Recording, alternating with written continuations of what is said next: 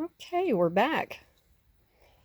And now what I've done so far is I finished the chart as it's printed and want to do one more row because remember we want them to match. I want these guys to match. We're going to end up with one bind off row just like the cast on row, and then two that are no pattern.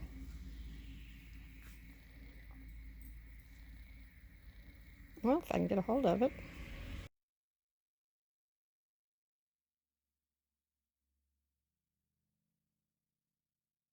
Both to the front.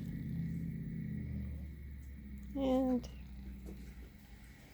I will join you in just a moment. Okay, so this is the row before the bind off row. And what I'm going to do is I'm going to go ahead and work the last two, work our selvage like we would work any other stitches. Okay? Now, this would be, we have 1, 2, we're supposed to have 3, okay? So the row before, this is the first bind off row, okay? What that means is we're actually going to work the bind off in 2 passes. And the first pass, we're going to slip the pearls, we're going to slip the purl stitches, okay? We're going to go ahead and knit the knit stitches and slip the purl stitches.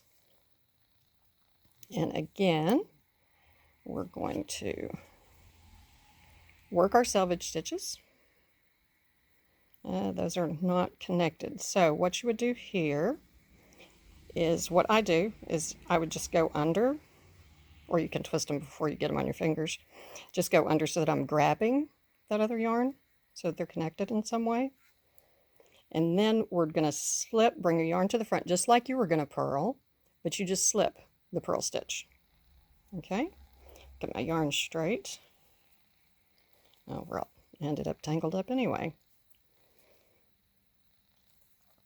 Okay, again. Oh, I was doing combination knitting. I've got you a little twisted. There we go. You're going to knit, bring your yarns to the front, slip the purl. Take both yarns to the back, knit, both to the front, slip the purl. Going to do this all the way across. Now, why are we moving both of our yarns? Okay, why not just drop the back yarn at the beginning? A couple of reasons. One, whenever we make that second pass, we're going to be doing the Kitchener stitch with our purl yarn, and it would be down here, so we don't want to do that. So we need to carry it. Now, the reason why we are bringing it forward, okay, the same time that we're doing this, is if we didn't, and we slipped and knit and slipped, look at the back. Okay, so same as ever, we want to keep all of the yarn between the 2 layers of the knitting. Okay, so let's undo those. There we go. And then both to the front, slip. Both to the back, knit. Slip and knit. I'm going to do that all the way across. And once again, going to work the selvage stitches. Normally, when we end a row, we slip the selvages. We're going to work the selvages for our bind off.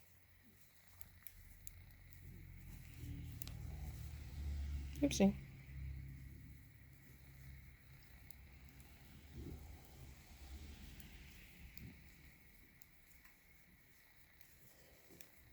And just like I'm experiencing right now, the yarn that the knit stitches, that yarn is getting tighter, whereas the one that I'm just not working with is getting loose on my hand.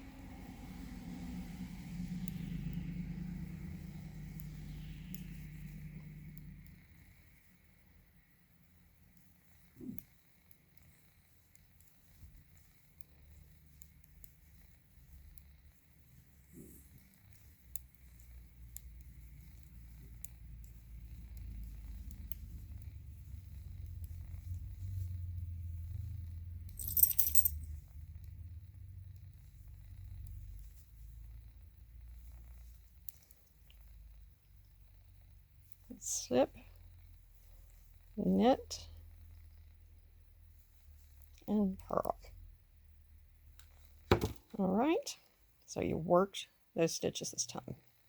Now what you want to do, I'm telling you, voice of experience, because all we did was we just carried our purl yarn through the middle. You want to stretch that out. Because if you don't, what could happen is that purl yarn that was just carried through, whenever you go to bind off, your item will only be as wide and have as much give as what you put into that purl yarn that was just passed through. So you want to stretch it out to make sure that it's as loose as the rest of the fabric. Okay? Now, so on this side, we still have only 2 stitches. Okay, and remember down here we have 3. We have the cast on and then 2 plain stitches before we got to our pattern. So above we want to have 2 plain rows and then the bind off. If we look on the other side, we do indeed have 3 rows, and so the orange, this is already bound off.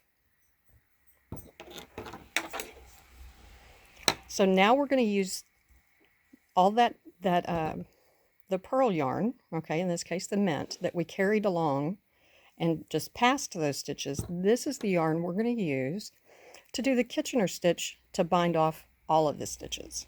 Okay, and I'll be back with that in just a moment. Okay, so now we are getting ready to do our Kitchener stitch bind off. I really dislike sewing. However, I love doing Kitchener stitch. I have not discovered the logic behind that yet. Anyway, now this is the yarn that we work. So we only need to leave a tail long enough to weave in. Okay. Now for our Kitchener stitch, we're going to leave a tail. Give ourselves, I usually give myself 4 because I've come up a stitch or 2 short and it burned me. So I leave 4 times. The standard is 3 times as much as the width of your project. So we snip that off. Okay, get our tapestry needle and we will start our Kitchener stitch. Get our tail out of the way there. Now because we purled, this was the only stitch that we purled on the last row. So half of that stitch is complete insofar as Kitchener stitch is concerned. Okay, so we're going to move on and do the first half of the orange.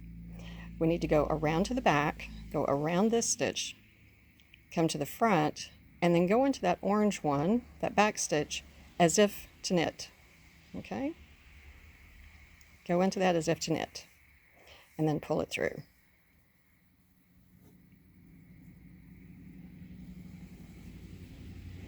And now, because we've done the first half of both of these stitches, we'll be working as we normally would Kitchener stitch.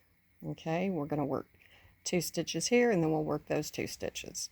You could separate these out on needles. That's just extra step I don't like to do. It's just as easy to do it on a single needle. Okay, so now to finish this, these are the knit stitches. Okay, so knit off,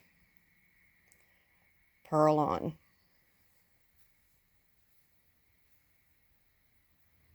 purl off, and knit on.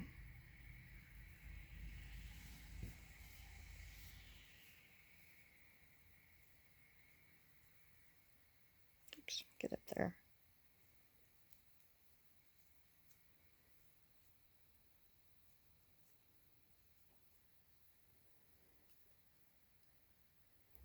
Knit off, purl on, purl off, knit on.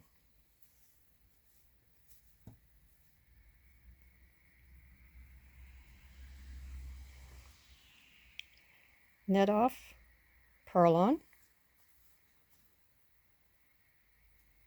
It's really easy to remember doing this because this would have been a purl stitch, so we purl it off and knit it on.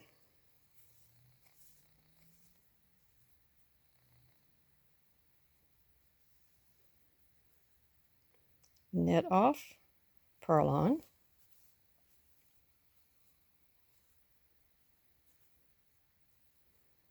Purl off, knit on.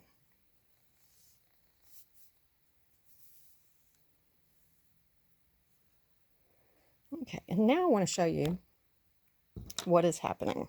Okay, what's happening is on this side, oh, we need to do one more stitch. Hold on. Knit off, purl on,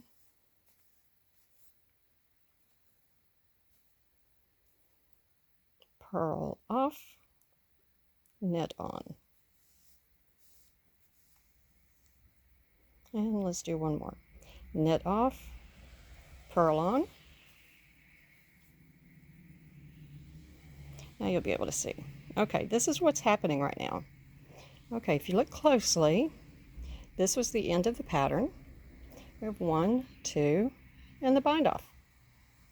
On the other side, this was the end of the pattern. We have 1, 2, and the bind off.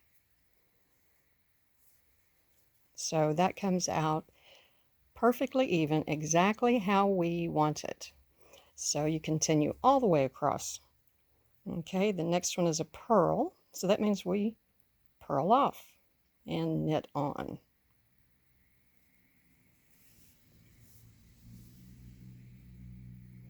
The next is a knit stitch. So you knit off and purl on.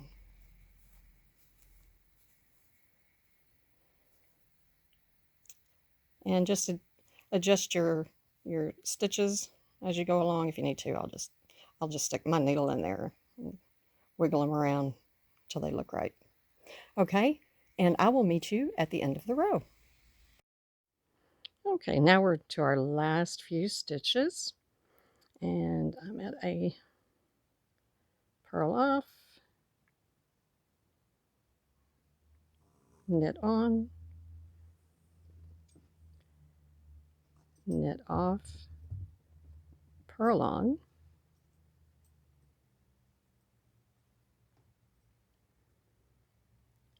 purl off, knit on, knit off, purl off. And that's it. And as you can see, I didn't have a tremendous amount of yarn left, so that's why I go 4 times. And then weaving your ends, you can straighten up anything, even both sides, same number of rows on both sides. Our selvages connected. Okay, it's not open. And you did it. And I hope you had a blast. Hope you had a wonderful time. Cute little fun thing. A little bit creepy on the orange side. Like I said, I think that has more to do with color choices than anything. Or maybe, I don't know. But it is darling. It can be anything. Cleaning rag, coaster, fun swatch, and just weaving your ends. And it's great. It's just great. But I will be, like I said, in the, when we were talking about the charts and everything, this was a symmetrical pattern, okay? Dogs are getting wound up. It's about dinner time for them. But anyway, I want to do a little video with an asymmetrical pattern so you can really see how I hold my threads insofar as the top and bottom really makes a difference whenever it is an asymmetrical pattern. You're working flat and going back and forth. and the light and dark, so it doesn't get confusing. You're not thinking light and dark, you're simply thinking top and bottom. But anyway, that'll be another video. Hope you enjoyed this. Comments, always welcome. And please, if you have learned something, enjoyed it, please subscribe. Thank you so much.